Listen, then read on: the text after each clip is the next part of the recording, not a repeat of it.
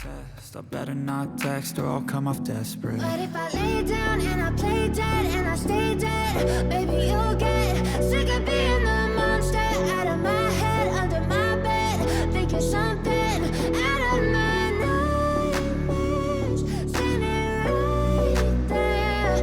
But if I lay down and I play dead and I stay dead, then will you get bored of killing?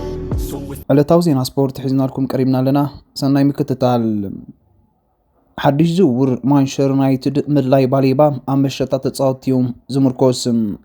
ማንቸስተር ዓባይ ብሪጣንያ ፍልጥ ጋዜጠኛ ኩዕሶ እግሪ ሎሪ ዊትዌል ማንቸስተር ዩናይትድ ንባሌባ ክስጉም ትኽእል ምዃኖም ወላ እውን ነቲ ኣብታ ክለብ ዝጥቀመሉ ተዘዋዋሪ ልቓሕ ክትረክብ ትኽእል ኣብ ዝውውር ተጻወቲ ዝተመርኮሰ ምዃኑ ገሊጻ ዊትዌል ኣብቲ ብሬትፎርድ ፓዶካ ብጸብጻብ ርእቶታትን ሕጂ እውን መሸጣ ክገብሩሎም ይመስለኒ ኢሎም ቅድሚ ባሌባ ይገብሩ ድዮም ድሕሪ ባሌባ ብገለ መንገዲ ባሌባ ክገብሩ እንተኽኢሎም ኣይፈልጥን መሸጣ ክኸውን ክግደድ እዩ ፋይናንሳዊ ስትራቴጂ እታ ክለብ ኣብዚ ሕጂ ዘሎ መስኮት ርኡይ ዝኣቱ ዝውውር ንምስታፍ ንምውፃእን ተጻወቲ ገንዘብ ምፍራይ ዝሓትት ይመስል ናይዞም መሸጣታትን ናይ ግዜ ገደብ ተዓጻጻፊ ኮይኑ ኣድላይነቶም ግን ንጹር እዩ برناردو سيلفا زحلف عمت نمنتاي حاتد كم زجبر بمجلاتم مانسيتن حدش زمننا بسلطن تيابز كوبل زلو اويات بودكات جبرن يقينو كم سمعاي يزاربم حدا كلتم سيراميكا فراسابتي برناردو سيلفا سفرلو عبي ارغيت سحدي طربيزام دويلوم اب تحت حدا كاب 15 كفلتات فيلا تاسكام اب تحت كريستال فاندليام ኣብ ክንፊም ናይዚ ሴቪላዊ መንበር ገዛም ኣብ ሰሙን 65,000 ዩሮ ጥራይ ንህዝቢ ዝቐርብ ሓደን ተሰኪሞም ኣለዉ ኣብኡ ድማ ስእሊ ዝሞቱ ራቢጣታትን ኣብ መንደቕ ይስልሞም ንጽቡቕ መለክዒ ኣብ መርበብ ዓሳ ዝሓዘም ንሱ እውን ናይዚ ቦታ ቴማ ኣለዎም ናይ መወዳእታ ምሕዝነታዊ ጾታ ቅድመ ውድድር ማንቸስተር ሲቲ ምሸትም ኣብዚ ናይ ብልጽግና ምድላው ነፍሱን ምጽዋር መንበር ይስሕብም ኣብ መንጎ ሲቲን ፓሌርሞን ንግዳዊ መሻርክትን ዝግበር ጋላድራርን ኣብ ታሕቲ ይቕጽላሎም ሲልቫ ኣብዚ ግዜ እዚ ከም ሓለቓ ጋንታ ኮይኑ ሰላም ክብር ርእሱ ከኣትለዎም ሓንሳብ ጥራይ ግን ሲቲን ስፖርት ከም ዋንጫ ተንጠልጢላ ዘይኮነስም ኣብ ፈረስ ክትመለስ ከም ትደሊ ብንጹር ይገልጽ ሲልቫ ድሕሪ ነዊሕ ግዜን መጀመርታ ግዜ ካሃድን ድልው ዝኾነ ሰብ ይመስል ሲቲ ካብ 2020 ድሓር ከምኡ ክትገብር ኣይተገደደትን ንመወዳእታ ግዜም ብዘይ ዘውድና ፕሪምየር ሊግ ክትኣቱ ኸላም በሰላ ዝሓለፈ ዓመት ኣብ ሓደ እዋን ናብ ቻምፒየንስ ሊግ ንምሕላፍም ናይ ደገ ውርድ ጥራይ ኮይኑ ዝርአሰሎም ገዛብ ሕጂም ይርአ እኳ እንተሎ ሲልቫ ግን ከም መዘኻኸርን ድርኺትን ኮይኑ ክዋሳ ይደሊ زاغانتام زحلفم ترم دخيمان يرام بمتنوام نحدحدوم زدخمات مسن ابتن هموتات كرم 18 اور احتريبل زعترت غانتام اب 10 صوتات تحنت عمت من اب كرم بجنبار دو كم زبل تمحرم معواتن مسعرن زي كولسن نوانጫ موداريو نحناون ايفتنايون يبل سيلفام بسمعيتاو مداي برغ تمليسنا لنا يመስለኒ መንጽር ዳግማይ ጥሜት ተመሊስና ለና መخسار ይጸልም ስደቅ ተባዕትዮ ኳ ቁኑዕ ክትከውና ለካም እቲ ተመክሮ ጽቡቕ ነይሩ ይመስለኒ ምክንያቱም በመጀመርታ ነቲ ኣብ ዝሓለፈ ዝገበርናዮ ከመጌርና ከም ንንቆ ተማሂርና ዝድማ ንቡራ ይኮነን ካብ 7-6 ዋንጫታት መስሓቅዩ ምናልባት ዳግማይ ኣይክኸውንን እዩ ብዙ حلوم بدل مبلكم اب كلهم تصاوتيم اب سلطانيم اب كل سب نزغونتات مبدا زحش سرح زي مقبار بدل نغرات نام نبركم لسون دلينا نبركونتات تاكلب دمام نفس وقف وانጫም تقالسالام غوارديولا نسيلفا موداتا نايز عمت سبورت نابيت صحفتو عديمهم حلقه غانتا كيفن دوبرين مخادم سفلطم نزي برتغالاويم كوانጫ عالم كلبات جميرو نمتحاز قلصم كهبوم እዚ ናይ በሐቂ መግለጺ ነይሩም አሰልጣን ሲቲ ኣብ ልዕሊ ሓለቓ ጋንታ ናይ ገዛሩ ስሕግታት በመጣሐሱም ተጻወትን ሰራሕተኛታትን ኩሉ ግዜ ንጉጅለ መራርሓም ድምጾም ይህቡ ነይሮም ኣብዚ ግዜ እዚ ኮነን ሲልቫ ክንዱ ተዋሂብዎም ቁርብ ጓና ኮይኑ ከም ተሰማዓይ ኣመን ወላኳ ነቲ ነባር ተፈታውነቱም ብልሕዘሉ ጾታ ክገብሮም ይኽእል እንተኾነም ቀጺሉ ሲልቫ ካብኦም ገጻት መሪሕነት ዝለቅሖም ሓለቓ ጋንታታት ይዝርዝር ክርስቲያኖ ሮናልዶም ራዳሜል ፋልካኦ ፈርናንዲኖም ቪንሰንት ካምፓኒ ዱብሬይን ኢልካይ ጎንዶጋኒዮም ኣብ ታሕቲ ኣጋይሽ ካብ ሳዕር መጺኦም ወጣኦም ሒዞም ይኣትውለው መቕረዝ ዝህቡ ሰባት ኣብ ድራር ይወጽለዎም እዚ ድማ ካብቲ ካልኣይ ተኸታታሊ ፊልም ኤችቢኦም ጻዕዳ ሎተስ ተቐረጸሉም ቦታ ይካየድም ጉድለት ዘለዎም ይዕሩኽ ንሓድሕዶም ምሕዳግ ዘማእከለም ኮሜዲ ድራማ ብዘስካሕክሕ መገዲ ፍሉጥ ይመስል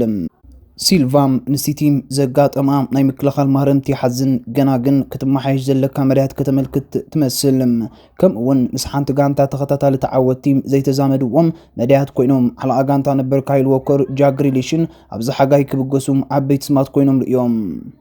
እቲ ዝዓበየ ዕማም ናተይ ጥራይ ዘይኮነ ስም ካብ ኩሎም ሓለቓ ጋንታታት ኣብ መቐየር ክዳን ቁኑዕ ሚዛን ምፍጣር እዩ ዝመስለኒ ይብል ሲልቫ።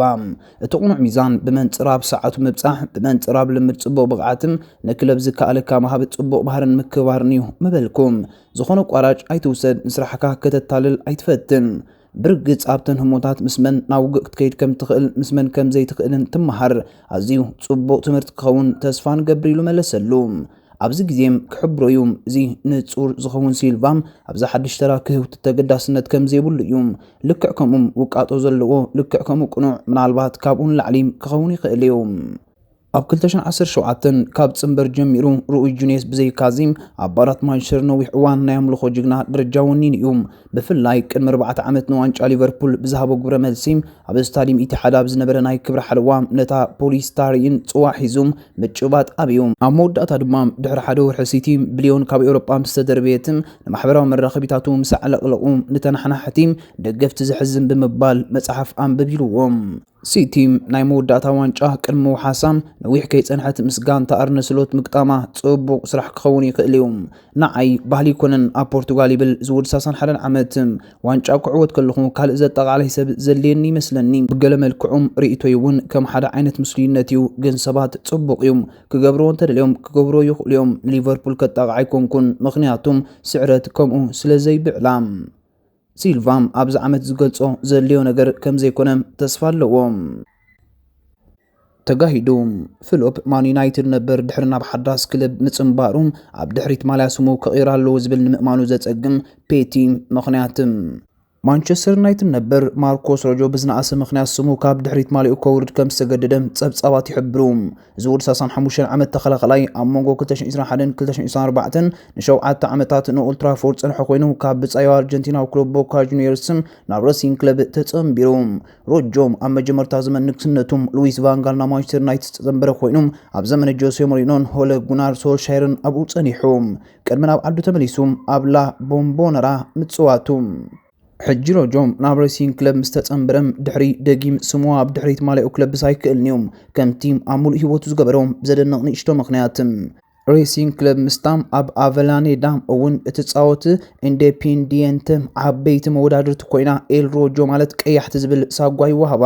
ስለዚ ዝግሪም ተኸላኸላይ ስሙ ምስ ሳጓም ኢንዲፔንዲየንት ስለዝካፈሎም ሬሲንግ ክለብ ንመወዳድርቱም ንገየስፋሕፍሕ ነቲ ስም ከቋርጾ ከም ዝገደደቶም ዘሳን ጸብጺቡ።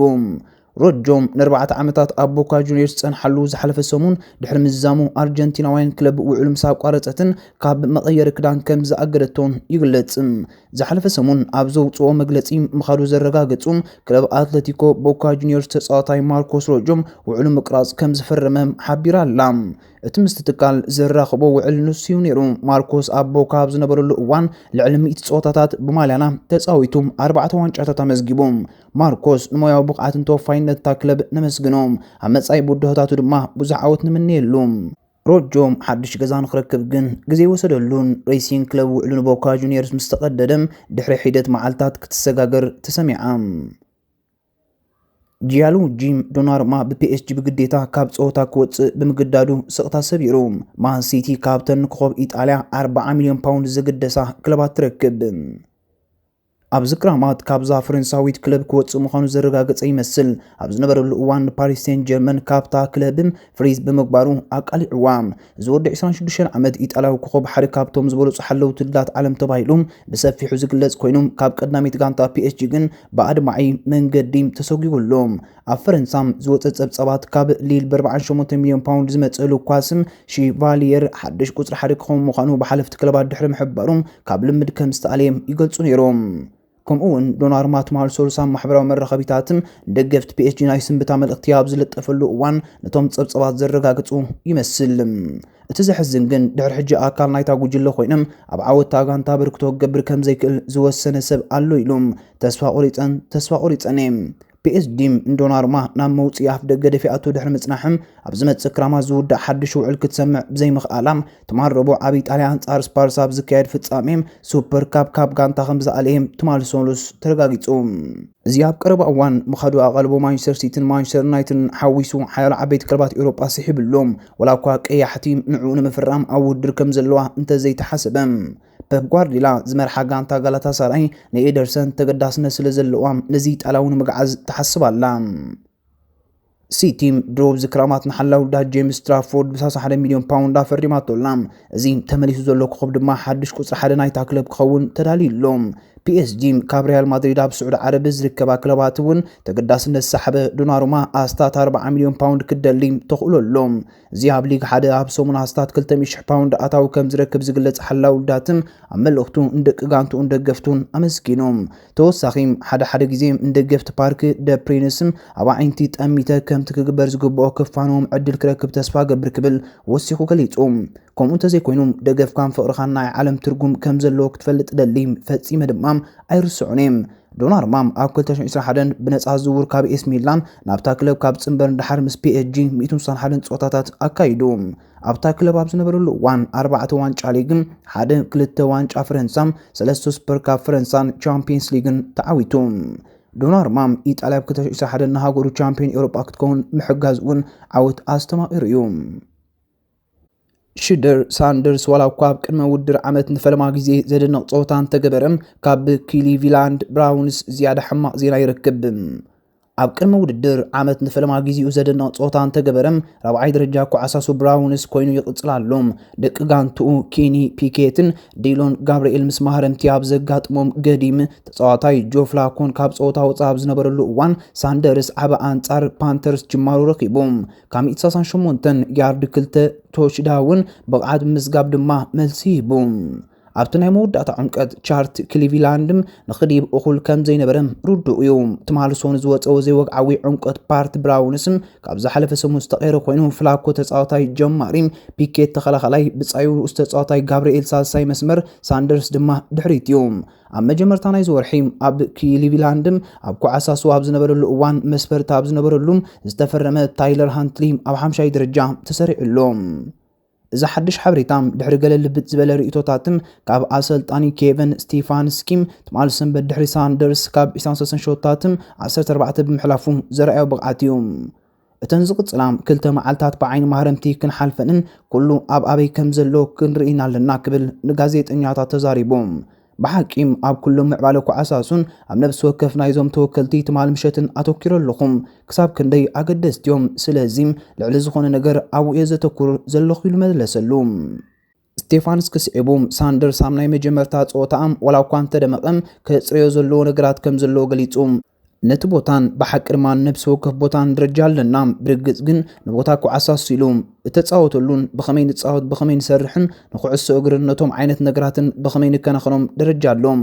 ሽደውር ከጽሪ ዝኽእል ነገራት ኣሎ ከጽርየዩ ግን ብሓፈሻም እቲ መጥባሕቲ ብሓቂ ጽቡቕ መሲሉ ነይሩ። ኣብኡ ዝተፈላለዩ ደቂ ተባዕትዮም ዝህልውኻ ድማ እዚም ኣገዳሲ እዩ። ትማልሶኒ ጋብርኤል ጥዕና ዘለዎ ኮይኑ ዳግማይ ኣብ 11 ልምድ ክሳተፍ ከሎም ፒኬት ድማ ኣብ ሓባራዊ ጸወታ ኣንጻር ኢግልስም ኣብ 7 ልምድ ጥራይ ተሓጺሩ። ብራውንስ ሰንበት ካብ ሜዳ ወጻኢ ምስ ፊሊም ክትገጥምያ። ስለምንታይ ጋንታ ደቂ ኣንስትዮ ባርሴሎና ንጋንታ ደቂ ተባዕትዮ መጽሓፍቲ ሚዛን ንባሃብ ክትሕግዝ ትኸውን ኣላ። ኣብዚ መስኮት ዝውውር መበል 14 ተጻዋታይ ክወፅእ ተዳልዩሎም። ባርሴሎና ብሰንክቲ እታ ክለብ ዘጋጠማ ፋይናንሳዊ ምፍላይ ደቂ ተባዕትዮ ሓዊሱ ማዓንጣ ትሽርሽር ኣላ። ባርሳም ፌሚኒ ብሰንኪ ኣብ ዙርያ እታ ክለብ ዘሎ ቁጠባዊ ዕግርግር 17 ተጻወቲ ቀዳመይቲ ጋንታ ጥራይ ሒዛ ናብዛ ዓመተ ስፖርት ተኣቱ ምዃና ተፈሊጡ። ጋንታ ደቂ ተባዕትዮም ካብ 2020 ጀሚራ ተጻወቲ ንምዝጋብ ተቃሊሳ ኣብ ወርሒ ሰነ ድማ ባርሳ ንኻልኣይ ተኸታታሊ ዓመት ሕጊ ፋይናንሳዊ ፌር ፕሌይ ዩኤፍ ከም ዝጣሓሰትም ዘታይምስ ኣፍሊጣ። ከምኡውን ላሊጋን ፋይናንሳዊ ገደብ ኣብ ሚዛን ናይ ደቂ ኣንስትዮን መንእስያትን ባጀት ጎኒ ናይ ደቂ ተባዕትዮ ዝቁፀር ሕጊ ኣለዋ። ባርሴሎና ነዚ ሕጊ ተቃውሞ ኣስሚዓ እኳ እንተነበረትም ገና ኣብ ግብሪ ምስ ዝውዕል ግን ፕሬዚደንት ጆአን ላፖርታ ደቂ ተባዕትዮ ዝኸውን ገንዘብ ንምፍጣር ንጋንታ ደቂ ኣንስትዮ ምቁራጽ ጀሚራ ኣላ።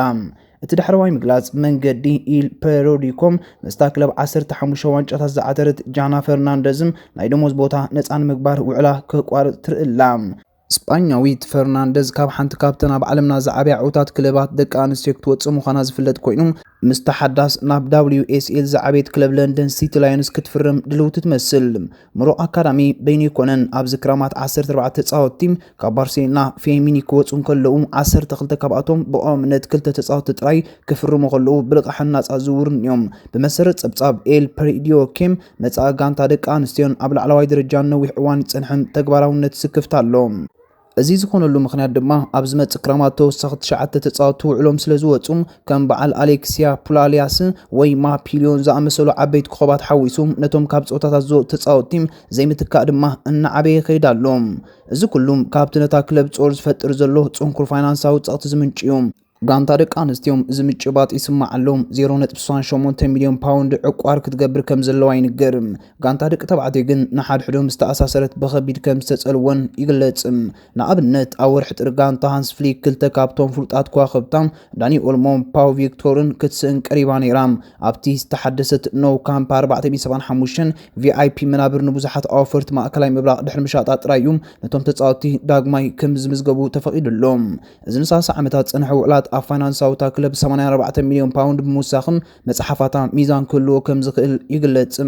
ባርሴሎና ኣብዚ ኩነታት እዚ ንመጀመርታ ግዜ እውን ኣይነበረን ኣብ ሓጋይ 2022 እታ ክለብ ሌቨር ብምድማል ልዕሊ 700 ሚልዮን ፓውንድ ኣዋህሊላ እዚ ድማ ኣብ መጻኢ ንግድታ ክለብ ብጽሒት ምሻጥ ዘጠቓለለ እዩ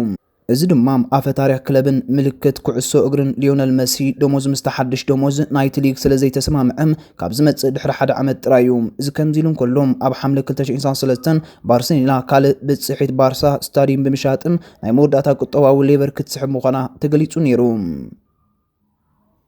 ሓላፊት UFC ዳኛ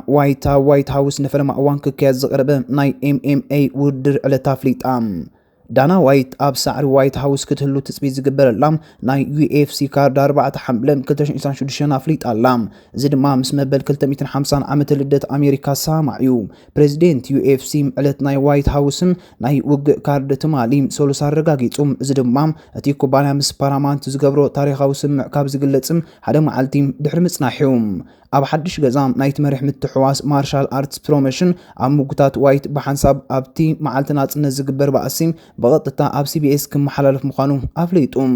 ብርግጽ ክኸውን ኢሉ ዋይት ትማል ምሸት ዓሊልዮ ነይሮም ነሱ ፕሬዚደንት ኮይኖም ኣብ መወዳእታ ናይ ዝወርሒ ድማ ናብኡ ነፋሪት ክመጽኦም ኮፍ ኢለ ድማ ኩሉ መደባትን ሬንድሪግን ክሓልፎዮም እንታይ ከም ዝደልን ዘይደልን ክንውስን ክንጅምር ኢና ግን እወ ብርግጽ ክኸውን ኢሉ መለሰሉ ትራምፕ ንመጀመርያ ግዜ ኣብ ዝሓለፈ ወርሒን መበል 250 ዓመት ልደት ኣሜሪካ ኣብ ዋይት ሃውስ ንUFC ክእንግድ ምዃኑ ፍሊጡ እዚ ድማ ኣካል ናይቲ ንኮንግረስም ዓብይ ጽብቕቲ እማመ ዝሕለፈሉ ጽምብል እዩ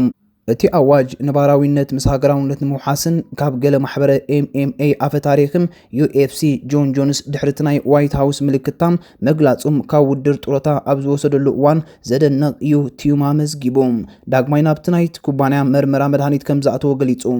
ኣብ ወርሒ ሰነም ዋይት ጆንሰን ቻምፒዮን ከቢድ ሚዛን ከም ዘይከላኸሉን ጡረታ ከም ዝወፀና ኣፍሊጡ ነይሩ እዚ ድማ ምስ ብሪጣንያ ቶም ስፒናል ዋንጫ ከቢድ ሚዛን ከካይድ ኣብ ዝድለየሉ ዘሎ እዋን ደገፍቱ ዓብ ተስፋ ምቁራጽ ኮይኑሎም ሕጂም ጆንስ ናብቲ ናይ ፈተነ ፑል ዳግማይ ድሕሪ ምእታዎም ኣብ መምላስ ዓብ ስጉምቲ ከም ዝወሰደም ይገልጽ ወላ እኳ ብርግጽ ከምኡ ይኮነን ክርኤየም ኣብ ዋይት ሃውስም ብክምለስ ዝኽእል ካርድ ክምለስ ከም ዝኽእል እውን ይሕብር ጆንስ ናብ ኦክታጎን ንምምላስ ዝነበሮ ኩነታት ድሕሪኡ ኣብ ዝሓለፉ ሰሞናት ኣይተጸረየን ኣብ ዋይት ሃውስ ምቅላስ ጆንስ ኣብ ኤክስ ጽሒፉም በቃ ዳግማይ ናብቲ ናይ ፈተነ ፑል ኣቴም እዚ ንኣስታት ክልተ ሰሙን ዝቐጸለም ናይ ኩሉ ሰብ ኣማራጭታት ክፉት ክንገብሮ ኢና ኢልና ኣስተውዒልና ጆንስ ንመወዳእታ ግዜ ኣብ ዝተቃለሰሉም ኣብ ሜዲሰን ስኳር ጋርደን ኣብ ዝተኻየደ ናይ UFC ካርድዩ ነይሩ ኣብ ዝሓለፈ ወርሒ ሕዳር ኣብ ልዕሊ ስቲቭ ማይሲችም ኣውዴካ ምሕላፍ ዝረኸበ ዓወት ንሱ ድማ ነቲ ፌርማ ሳዕሲዕቱ ድሕሪ ምምሳል ምስ ትራምፕ ነቲ ዓወት أخبرهم ተጋሂዱም ደገፍቲ ብቁጥዕ ተሪፎም ኣብ ዘለውሉ እዋን ንምንታይ ግጥም ፕሪምየር ሊግ ግርም ዝኾነ ናይ ምጅማር ግዜ ተዋሂብዎም ኣስቶን ቪላ ኣብ ፕሪምየር ሊግ አንጻር ክሪስታል ፓላስ ዘካየደ ተጻወታም ግርም ናይ ምጅማር ግዜ ተዋሂቦም ሕጂ ነቲ ምኽንያት ተገሊጹሎም ፕሪምየር ሊግ እንግሊዝ ኣብ ሰሙን ጅምር ተኸላኻሊት ቻምፒዮን ሊቨርፑል ዓርብ ምሸት ኣብ አንፊልድ አንጻር ቦርንማውዝ ጾታ ክጅምር ኣስቶን ቪላ ቦገናም ኣብቲ መጀመርታም ናይ ዓመት ስፖርት ዝያዳ ሙቹእ ናይ ጾታ ካብ ዘለውን ጋንታታት ኮይናም ኣብ ሜዳ ግን ከቢድ መኽፈት ጾታ ኒውካስል የጋጥማም ወላ እኳ ብዘይ ኣሌክሳንደር ኢሳቅ እንተኾነት ኣብ ሳልሳይ ሰሙን ጾታም ብወገን ኣብ ካልኣይ ኢድ ጾታም ናይ ዓመት ስፖርት ምስ ክሪስታል ፓላስ ኣብ ቪላ ፓርክ ክትገጥም እያ ተኾነ ግን ናይ ምጅማር ሰዓትን ዕለትን ናብ ሰንበት ምሸት ተቐይሩሎም ኣብ ክንዲ ምታፈልማ ዝተዳለወትላ ዓርብ ምሸት ሕጂ ድሕሪ 48 ሰዓታት ክጅምር እያ ናይዚ ምኽንያት ድማ ፓላስ ኣብ ኮንፈረንስ ሊግ ምህላው ኣብ ምርጋጽ እዩ ዩሮፓ ሊግ ብምስጓግ ዝነበሮ ጻውዒት ድሕሪ ምክሳራም ጋንታ ኦሊቨር ግላስነር ኣብ ሳልሳይ ደረጃ ውድድር ኤውሮጳ ክሳተፍ እያ ናብኡ ንምብጻሕ ድማ ክትሓልፍ ክትግደድ እያ ጠበቃታት CAS ትማልሶኒ ጾታ ክሳብ ዝዕጾ ውሳነ ክህቡ ቃልኣትዮም ነይሮም ብድሕሪኡ ድማ ምስቲ ኣማሓዳሪ ኣካል ወጊኖም ኣለዉ እዚ ድማ ንዓወት FA ካፕን ደገፍቶምን ኣዕናው ጽፊዕት ክኸውን ንፓላስ ክሳብ 20 ሚልዮን ፓውንድ ዝኸስር ኣታዊ ክኽፍላም ዝኽእል ውሳነን እዩ ኣብ ሲቲም ግራውንድ እውን ኣቀባብላ ክግበረሉ ተኽእለሎም እቲ ቢን ኣብ ክንዲ ፓላስ ኖቲንግሃም ፎሬስትን ከም ዝውሰድ ኣረጋጊጾም ንስሪ ብዋጋ ፎሬስት ወይ ሊዮን መውራድ ደረጃ ክግልበጥ ፈቲና ነይራ ናብ ሳልሳይ ደረጃ ውድድር ዝወደቑ ፓነል ዩኤፍም ኣብታ ክለብ 40 ሚታዊት ብጽሒት ዘለዉ ትካል ኢግልስ ሆልዲንግስ ዝነበረው ኣሜሪካዊ ነጋዳይ ጆን ቴክስተር ኣብ ሰልሃርስት ፓርክ ጽልዋ ብዝህልዎ ኩነታት ከም ዘሎ ድሕሪ ምርካቡ እዩ ትካሉ ንተመሳሳሊ ውድድር ዝበቕዐት ፈረንሳዊት ክለብ ሊዮን እውን ይውን ነይሩ ሊዮን ቀዳምነት ይባ ሓንቲ ክለብ MCO ጥራይ ክትኣቱ ተፈቒዱላ ምክንያቱም ኣብ ውሽጢ ሊጋ ካብ ተዓዋቲት FA ካፕ ፓላስ ዝለዓለ ውጽኢት ስለ ዘመዝገበትም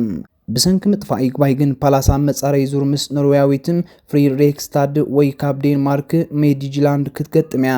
እቶም ጾታታት ኣብ መጀመርታ ናይዚ ዓመት ስፖርት ዝካየዱ ኮይኖም ቀዳማይ እግሪ ካብ 21 ናሓሰ ኣብ ሰልሃርስት ፓርክ ክካየድ እዩ እዚ ድማ ሓሙስ ምሸት እዩ ናይ ምምላስ እግሪ ድሕሪ ሓደ ሰሙን 28 ናሓሰ ክካየድ እዩ እቲ ጾታ ፈለማ ንሽፋን ቴሌቪዥን እውን ዝተመርጸ ኮይኑ ገና ኣብ ስካይ ስፖርት ከም ዝቐርብ ተረጋጊጹሎም ድሕሪ 2 መዓልቲ ጥራይ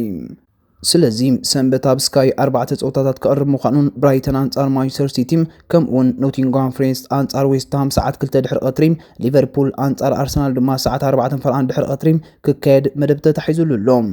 ደገፍቲ በቲ ለውጢ ተቆጢዖም ተሪፎም ሓደ ኣብ ኤክ ዝለጠፈ መሊሱ ተሰጋጊሮም ዝገለ ዓይነት ዋዛ ድዩ ኢሉ መለሰሉ ካልእ ወሲኹ ድማ ካብ ኣሜሪካ ብነፋሪት መጽእ ኣለኹም ነዚ ድማ ትኬት ኣለኒ ካብ መበል 61 ዝመጽእ ኢሉ መለሰሉ ሳልሳይ ድማ ሰንበት ምሸት 7 ምሸት ዋዛ እዩ ኩሉ ግዜ ንሕና በዞም ዳግመ መደባት መውዳእና ኢሉ መለሰሉ ጃክ ግሪሊሽ ኣብ ኤቨርተን ፍሉይ ቁጽሪ ማልያ ክወስድ ከሎ ንኽልተ ኣፈ ታሪኽ እንግሊዝ ክብሪ ይህብ ምስ ዋይን ሩኒ ዝገበሮ ዕላል ደገፍቲ ቶፊስ ነቲ ዝውውር ብኸመይ ከም ዝሓተምዎ ይገልጽ ጃክ ግሪሊሽ ነቲ ኣፈ ታሪኽ እንግሊዝ ኣብ ኤቨርተን ፍሉጥ ዝገበሮ ቁጽሪ ጋንታ ብምውሳድም ሓድሽ ህይወት ኣብ ጀመረሉ እዋን ካብ ዋይን ሩኒ መምርሒ ወሲዱ ማንቸስተር ሲቲ ልቓሕ ዝነበሮ ወግዓውነት ትማልሰሉ ተዛዚሙ ንመጀመርታ ግዜ ኣብ መደበር ኤቨርተን ፌንች ፋርም ልምድ ኣካይዱ ዝመጽእ ሰኑ ምሸት ኣብ ሊድስ ባንቀውታ ጽቤው ናይ መጀመርታ ጸወትኡ ክካይድ ይኽእል እዩ ኤቨርተን ድሕሪ 12 ኣዋርሕ ንግሪሊሽ ክትገዝም ኣማራጽ ኣለዋ እንተኾነ ግን በቲ ዝቐረበ 50 ሚልዮን ፓውንድ ኣይክኸውን እዩ ኣብ ቀረባ እዋን 30 ዓመት ክመልእ እዩ እቲ ዋጋ ድማ ትርጉም ኣይመሃለዎን ናብ ስታዲየም ሂል ዲክንሰን ንምስጋር እውን ሩኡይ ምጉዳል ደሞዝ ወሲዱሎም ኣብ መቐይሮም ክፋል ዘመን ኣብ መርሳይድ ንሓፂር እዋን ጽንሑ ሩንን ፖል ጋስኮይንን ዝመሳሰል ብምዃኑ ኣዝዩ ፍሉይ ምንባሩ ፍሊጡ ካልኦት ቁጥርታት ነይሮም ግን ክልተ ዝፈትዎም እንግሊዝያን ተጻወትቲ ዋይን ሩንን ፖል ጋስኮይንን ኮይኖም ክልቲኦም ኣብዚ ቁጥሪ 18 ከም ዝለበሱ እፈልጥ ኤሉ ግሪሊሽ ስለዚ እዚ ውዕል ቀረባ ምዃኑ ምስ ፈለጥኩም ርኤ ቁጥሪ 18 ነጻያ ነይራም ስለዚ ንዓይ ፍጹም እያ ነይራም ካብቲ ነጥቢ ክወስዳ ዝሓሰብኩ ድማ እንኮ ቁጥሪ እያ ነይራም ቅድሚ ናብ ዝምምፀይ ምስ ዋይን ሩኒ ኣዘራሪበ ነይረም ነዚ ድማ ጠቂሰሉ ነይረም ብዛዕባ ቁጥሪ 18 ስለዚ ንሱውን ሕጉስ ክኸውን ተስፋ ገብር ምስ ተሓላፊ ዴቪድ ሞየስም ምስ ተዘራርብኩም ክኸዶ ዝደሊ ሓንቲ ቦታ ጥራይ ከም ዘላ ፈለጥኩም ኣብ ማሕበራዊ መራኸቢታት ካብ ደገፍቲ ኤቨርተን ብመልእኽትታት ኣዕለሊቀም ስለዚ እቲ ወገን እውን ኣሎም እዚ ድማ ካልእ ምኽንያት ንኤቨርተን ዝመረጽኩሉ እዩ ሞየስ ከምቲ ዳይል ሜይል ስፖርት ብሰሉስ ጸብጽቦ ብሉጽ ተጻዋታይ ከምጽእ ኣብ ዘለሉ እዋን ኣዝዩ ኣማኒ ሰብ ኮይኑ ግሪሊሽ ንጋንቱ ዘድልያ ኮኸብ ጽሬት ክቐርብ ከም ዝኽእል ይኣምን ሞየስ ህርፋን ጃክ ናብ ጋንታ እንግሊዝ መምላሱ ምዃኑ እፈልጥ ኢሉ ስለዚ ኣብ ውሽጢ ዓመት ስፖርት ከምኡ ንኽበጽሕ ክንሕግዞ ተስፋ ንገብር ኩላትና ምስኡ ክንሰርሕ ዝበለጸ ስሪት ገዛእ ርእሱ ንምርኣይ መድረኽ ክንህቦን ባንቀውታ ንጽበለና መደብና ክሳዕ መወዳእታ ብምክትታልኩም ደጊምና እንዳመስገንና ኣብ ዝቕጽል ቪድዮና ክሳብ ንራኸብ ከምቲ ልሙድ ላይክ ሼር ሳብስክራይብ ብምግባር ህላውነትኩምን ደገፍኩምና ይፈለየና እንዳበልና ንሎም ዘዳልናዮ ትሕዝቶ ኣብ ዝንዛዝም ሰላም